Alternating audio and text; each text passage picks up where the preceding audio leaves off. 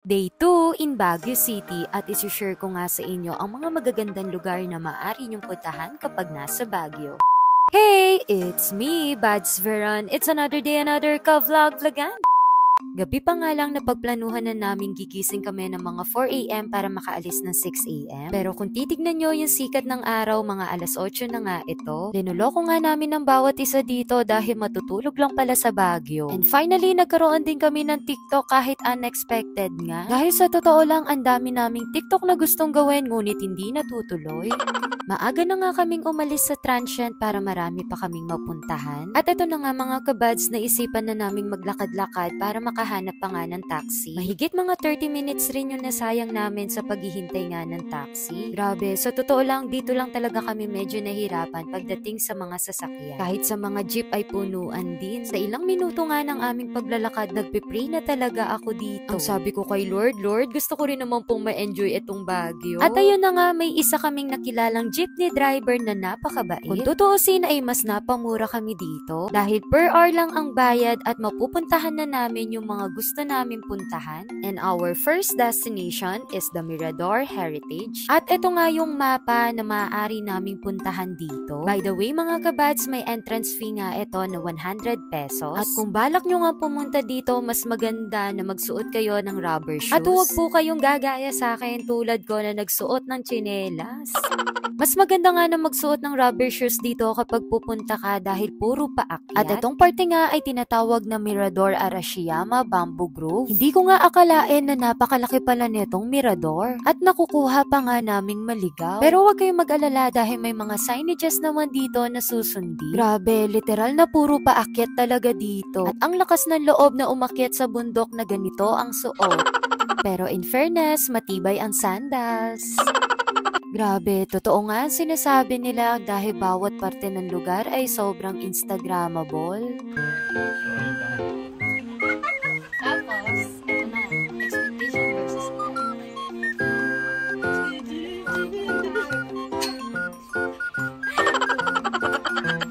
So, alam nyo na, sa bawat magagandang picture may buwis buhay. Kaya ito ang sinasabi ko sa inyo, mag-isip-isip kayo kung sino yung gagawin yung photographer. At habang pataas ng pataas nga, ganito na yung nakikita naming view. Pero hindi pa ngayon dahil may pinakamataas pa. At kung ako nga ay hindi aware, ina-aware ko na kayo. Kung pupunta kayo sa Baguio, ihanda nyo na yung mga paan nyo.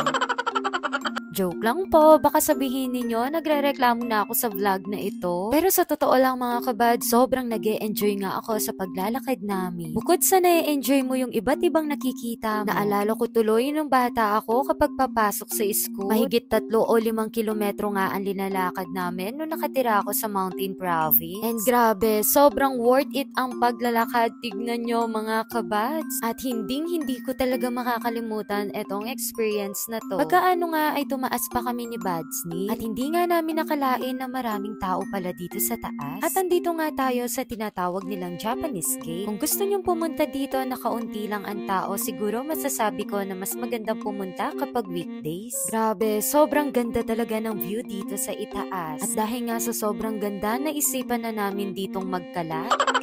Alam nyo ba mga kabads, kung babalik ako sa Baguio, siguro babalikan ko pa ito. Dahil sa totoo lang, hindi lahat ay napuntahan at hindi ko rin sila nabidyohan para ipakita sa inyo. Dahil kung mapapansin ninyo ay may nagbabadya ng ang ulan.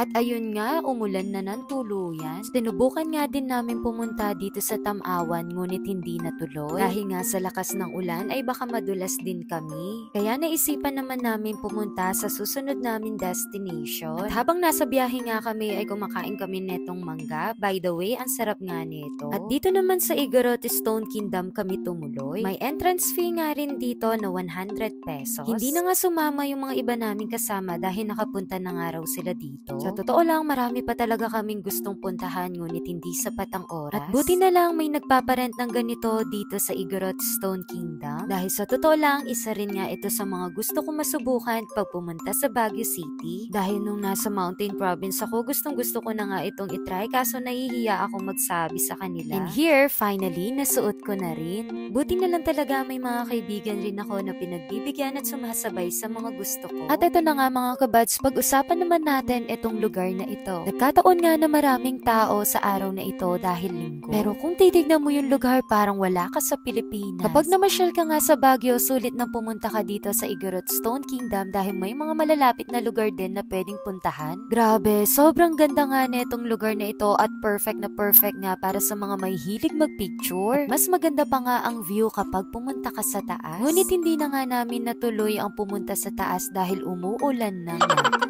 Kaya naisipan na muna naming sumilong sa lugar na ito. At eto na nga yung itsura kapag walang masyadong tao. At eto nga ang mga kasama ko, sila Nolly, Sarah, Badsnil at ako. At dahil umuulan nga ay dito na nag-perform yung mga sumasayaw. Hindi na nga bago sa akin to dahil nung nag-aaral ako sa Mountain Province ay nakakakita rin ako ng mga ganito. At ginagawa nga nila ito sa mga iba't ibang selebrasyon. Nakakatuwa nga rin balikan yung mga na-experience namin sa Mountain Province. Sa pagkakatanda ko nga kaya naging favorite ko na yung mathematics dahil dun sa naging teacher ko. Kung magkakaroon nga ng pagkakataon, gusto ko nga pumasyal ulit doon. At eto na nga mga kabad, sobrang lakas na rin ng ulan dito sa Baguio. Sa totoo lang, marami pa nga kaming lugar na hindi pa napupuntahan. Ngunit may kanya-kanya rin kaming mga trabaho, kaya kailangan na rin umuwi. Pagkatapos nga namin kumain sa Jollibee, dumiretso na kami sa terminal. At buti na lang talaga, bumili na kami ng ticket nung pagkarating namin dito sa Baguio, kaya naging madali na lang. At wag na wag kakalimutan mga kabads na magdasal bago umalis. At yun lamang po. Thank you po!